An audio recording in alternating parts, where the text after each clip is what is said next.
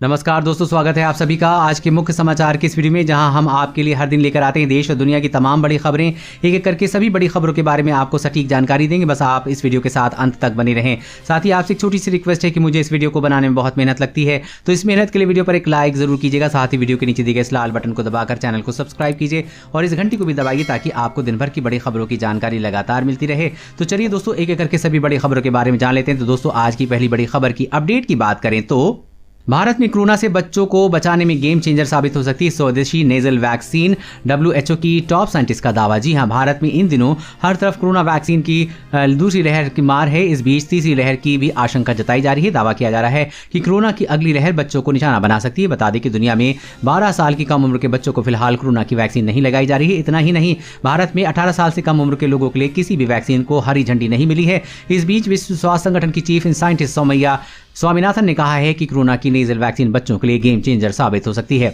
इस तरह से वैक्सीन नाक के जरिए दी जाती है। कहा जाता है कि इंजेक्शन वाली वैक्सीन के मुकाबले ज्यादा असरदार है, साथ ही इसे लेना भी आसान है। एक इंटरव्यू में बाल रोग विशेषज्ञ स्वामीनाथन ने कहा है कि भारत में बनने जा रही नाक के जरिए दी जाने वाली वैक्सीन बच्चों के लिए गेम चेंजर साबित हो सकती है। बच्चों की सांस की नली को प्रतिरक्षा प्रदान करती है। और अगली बड़ी खबर की बात करें तो नया नियम आपकी गाड़ी का टायर बचाएगा, पेट्रोल डीजल बढ़ेगा, माइलेज होने जा रहा है बड़ा बदलाव। इस साल अक्टूबर से आपकी यात्रा सुखद हो जाएगी। इसे लेकर सरकार तैयारी कर रही है। दरअसल सरकार टायर को लेकर नए कानून बना रही है। इन मॉडलों के जरिए टायरों से जुड़ा नियम 1 अक्टूबर 2021 से लागू होगा। वहीं मौजूदा कारों के टायरों के लिए अगले साल अक्टूबर से लागू करने का प्रस्ताव है। जल्दी कार, मिनी बस और बड़ी गाड़ियों के टायर मैन्युफैक्चर और इंपोर्ट्स को इससे जुड़े कुछ नियमों का पालन करना होगा। सरकार फ्यूल के इस्तेमाल, भीगे सड़क पर टायर की पकड़ और इसके ब्रेकिंग परफॉर्मेंस को लेकर कानून बना रही है। वहीं गाड़ियों से होने वाली ध्वनि प्रदूषण को भी ध्यान में रखा गया है। इस कानून को देश में टायर के स्टार रेटिंग से भी जोड़ा देखा जा रहा है। भारत में इस समय कई कंपनियां टायर बनाती हैं। मौजूदा समय में भारत में बेचे जाने वाले टायरों की गुणवत्ता के लिए BIS नियम है। हालांकि ये ग्राहकों को ऐसी जानकारी नहीं देता जो उन्हें टायर खरीदने में मदद करे, इसलिए सरकार रेटिंग सिस्टम लाने की तैयारी कर रही है। और अगली बड़ी खबर की बात करें तो गांव और वार्ड में चलेगा कोरोना मुक्त अभियान, अच्छे काम पर पुरस्कार देगी योगी सरकार। जी हां, मुख्यमंत्री योगी आदित्यनाथ ने प्रदेश में कोरोना संक्रमण की चेन तोड़ने के लिए महा अभियान शुरू कर दिया है।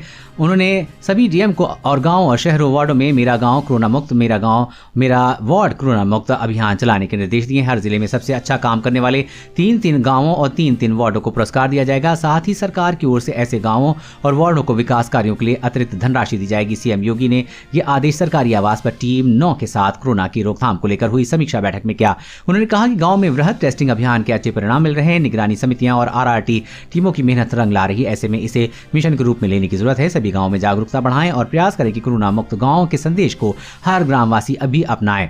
और अगली बड़ी खबर की बात करें तो 31 मई से पहले बैंक काटेगा आपके खाते से 12 रुपए और आपको मिलेगी 2 लाख रुपए की ये सुविधा। जानिए कैसे। जी हाँ, बैंक प्रधानमंत्री सुरक्षा बीमा योजना के लिए प्रीमियम की कटौती को लेकर एक SMS भेज रहा है। साथ ही कम्युनिकेशन के अन्य तरीकों के माध्यम से भी अपने बचत खाता धारकों को सूचित भी कर रहा है।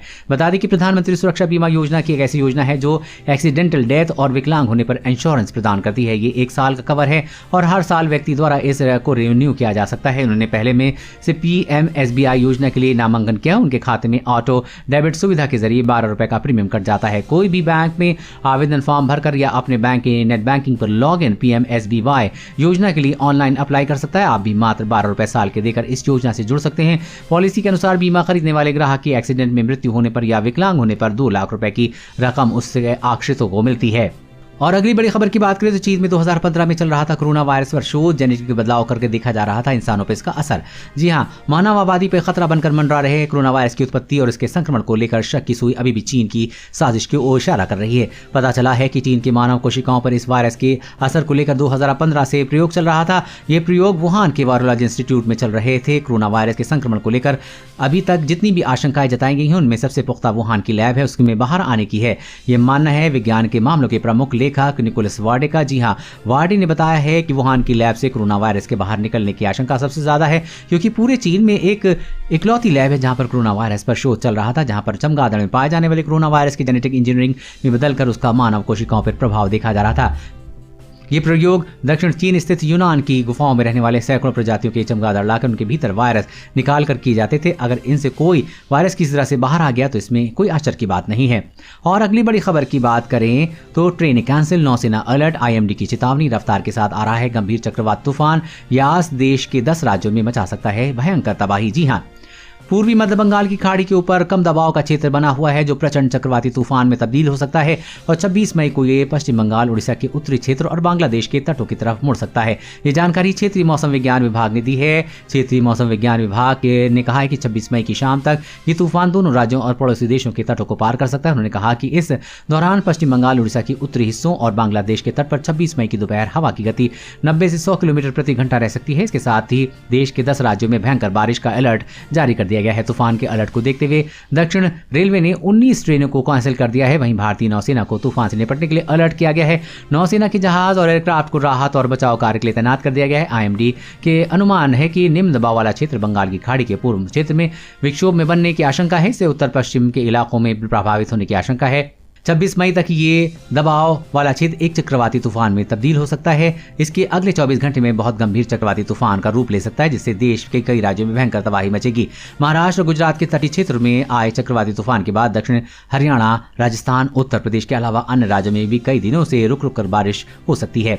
वहीं अगले 24 घंटे के दौरान अंडमान निकोबार द्वीप समूह, उत्तर पूर्व भारत, सिक्किम, लक्षद्वीप, केरल, तमिलनाडु के कुछ हिस्सों, आंध्र प्रदेश और तटीय और दक्षिण आंतरिक कर्नाटक के कुछ हिस्सों में 1 या 2 स्थानों पर तेज बारिश हो सकती है। उत्तर आंतरिक कर्नाटक, मध्य महाराष्ट्र, उड़ीसा और कोंकण और गोवा के कुछ हिस्सों में हल्की से मध्यम बारिश हो सकती है। पश्चिम बंगाल, बिहार और राजस्थान, तेलंगाना, जम्मू कश्मीर में हल्की बारिश के साथ 1 या 2 स्थानों पर मध्यम बारिश हो सकती है। और अगली बड़ी खबर की बात करें तो बच्चों में बढ़ रहा है कोविड-19 का खतरा। कर्नाटक में 9 साल तक के 40,000 बच्चे कोरोना पॉजिटिव। जी हां, देश में कोरोना की दूसरी लहर ने कोहराम मचा रखा है। हर दिन कोरोना के नए आंकड़े डरा रहे हैं। देश का कोई ऐसा राज्य नहीं बचा है जहां कोरोना की दूसरी लहर ने कोहराम नहीं मचाया है।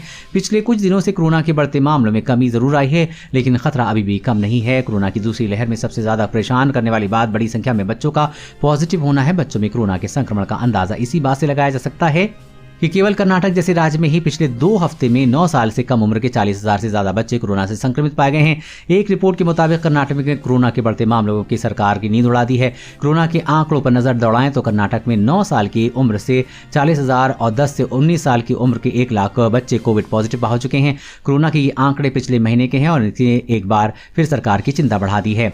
और अगली बड़ी खबर की बात करें तो सन की तानाशाह का एक और फरमान, मुलेट हेयर स्टाइल और स्किनी जीन्स पर लगाया बैन। जी हां, उत्तर कोरिया के क्रूर और सन की तानाशाह किम जोंग उन फिर सुर्खियों में है। इस बार उन्होंने हेयर स्टाइल और जीन्स को लेकर एक आदेश जारी किया है।